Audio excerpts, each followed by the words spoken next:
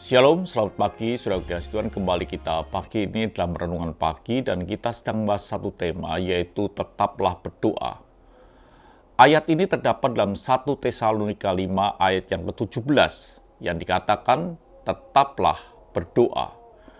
Dan kemarin kita belajar bahwa berdoa itu perlu ketenangan, dan untuk bisa tenang kita harus menguasai diri kita.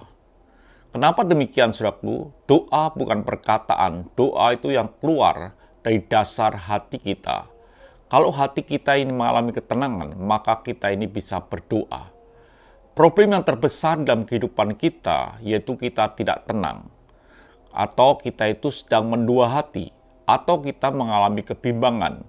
Orang yang demikian tidak akan bisa tenang, dan otomatis dia tidak akan pernah bisa berdoa dengan sungguh-sungguh dengan Tuhan. Dikatakan sudah mengasihi Tuhan dalam Yakobus 1 ayat yang 8. Sebab orang yang mendua hati tidak akan tenang dalam hidupnya.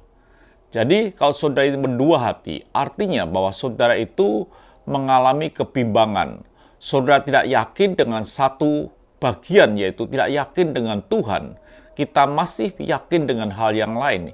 Itu artinya mendua hati. Saudara tidak bisa serius dengan Tuhan, dan orang yang mendua hati tidak akan tenang. Otomatis dia tidak sedang berdoa dengan sungguh-sungguh.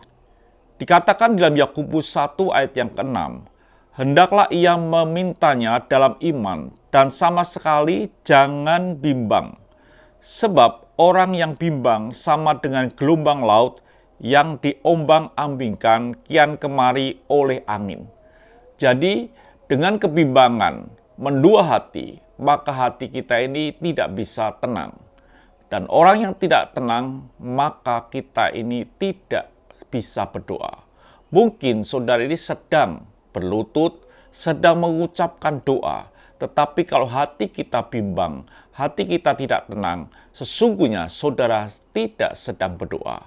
Biarlah saudara bisa menguasai diri dan menjadi tenang dan tidak bimbang, supaya saudara bisa menjadi tenang dan berdoa.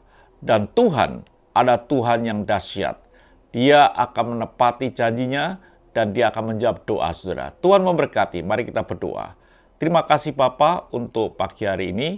Biarlah kami bisa menjadi tenang, tidak bimbang, tidak mendua hati. Terima kasih Bapa. Dalam nama Tuhan Yesus Kristus kami sudah berdoa dan mengucap syukur. Haleluya. Amin.